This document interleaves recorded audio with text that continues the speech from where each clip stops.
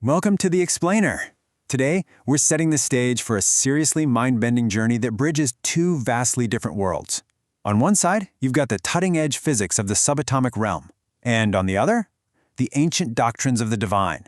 Now, while they might seem like they're totally worlds apart, our sources reveal that both of these frameworks challenge our everyday understanding of reality in some surprisingly parallel ways. Okay, let's dive into this. The Nobel laureate Richard Feynman famously said, "If you think you understand quantum mechanics, you don't understand quantum mechanics."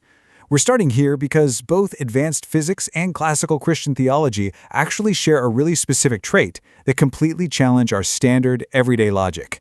They basically force us to look past what we can simply touch and see.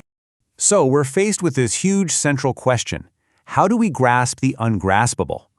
Our human brains evolved to understand large, solid objects moving in predictable ways. But when we zoom all the way down into the subatomic realm, or when we attempt to define an infinite, uncreated divine being, well, our intuition just hits a brick wall. Here's our roadmap for the explainer today. We're going to start with the limits of intuition, then move right through the paradoxes of the unseen, explore connections beyond physical space, look at breaking down local realism, and finally, wrap things up with embracing the incomprehensible. Let's just get right into it. Section 1. The limits of intuition.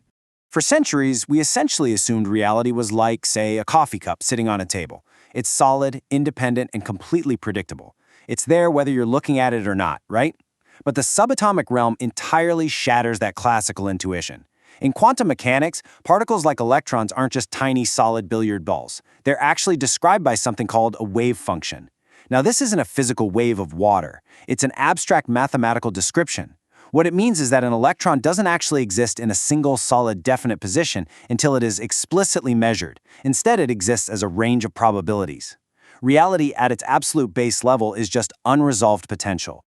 Yes, and Christian theology asks its followers to perform similar mental gymnastics to understand the divine.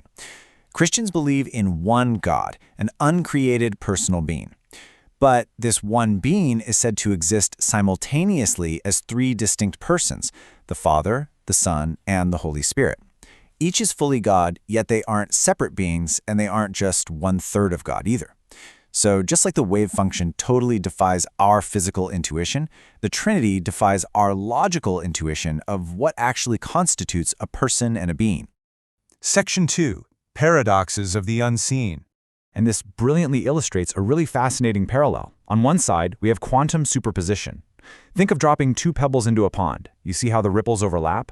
A particle can essentially exist in multiple places or states all at once. Then, on the other side, we have the theological concept of the incarnation. Theology states that Jesus was completely human and completely God, simultaneously.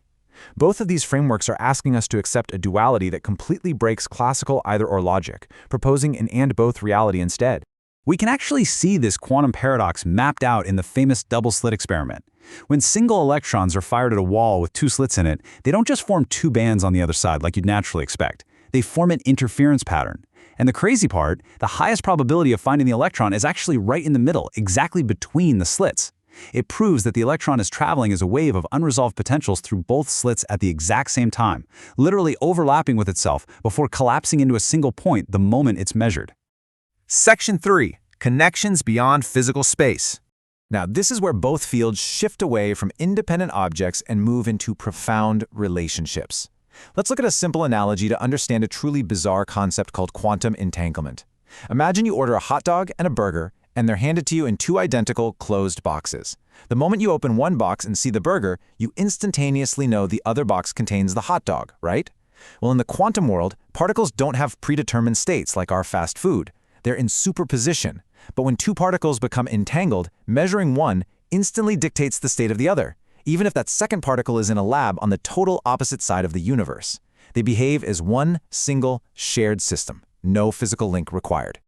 By contrast, theological texts describe an unseen connection not as a mechanical link but as a deeply relational one. The Spirit is described as a person with a mind and a will, someone who intercedes, guides, and dwells within all believers globally. Just as entangled particles share a unified system across vast physical space, the theology of the Holy Spirit posits a divine, omnipresent presence that binds millions of separate individuals into one totally unified body, bridging across both time and distance. Section 4, breaking down local realism.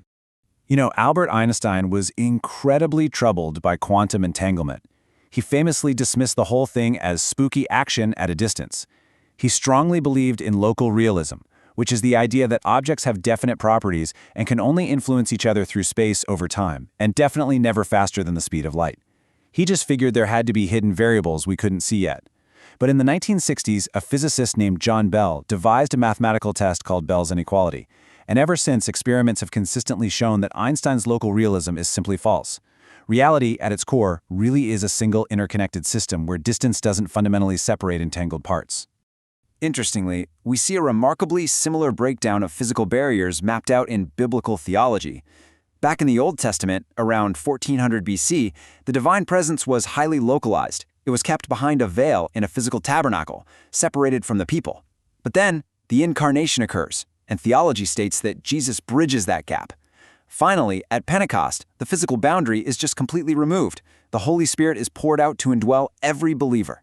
So the progression shifts from a distant, highly localized God to an intimate, non-local, deeply interconnected presence.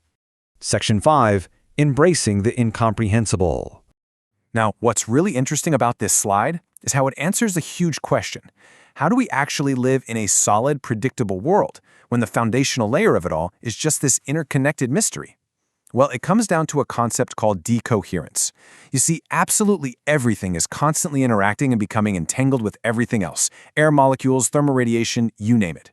But as this incredibly delicate entanglement spreads out into the environment, it gets diluted. The chaotic web of quantum interactions essentially averages out, hiding those spooky correlations and producing the stable, classical, highly predictable world that we actually experience every day. The weirdness doesn't actually disappear. It just gets completely drowned out by the sheer complexity of it all. Ultimately, both of these profound frameworks leave us with some pretty inescapable gaps in our knowledge. Physics has the measurement problem. We mathematically know the wave function exists, for sure, but we literally have no physical mechanism to explain exactly how it suddenly collapses into a solid particle just because we look at it. On the other side, theology has the mechanics of the Trinity and the Incarnation. These are doctrines accepted as divine revelation, but they remain mechanically incomprehensible to the human mind. At the end of the day, both fields require their followers to accept that reality is fundamentally an unfolding relationship, rather than just a tidy collection of easily isolated facts. So, the absolutely crucial point we're left with is right here. If our stable reality is really just an emergent layer, what else is hiding in those unseen connections?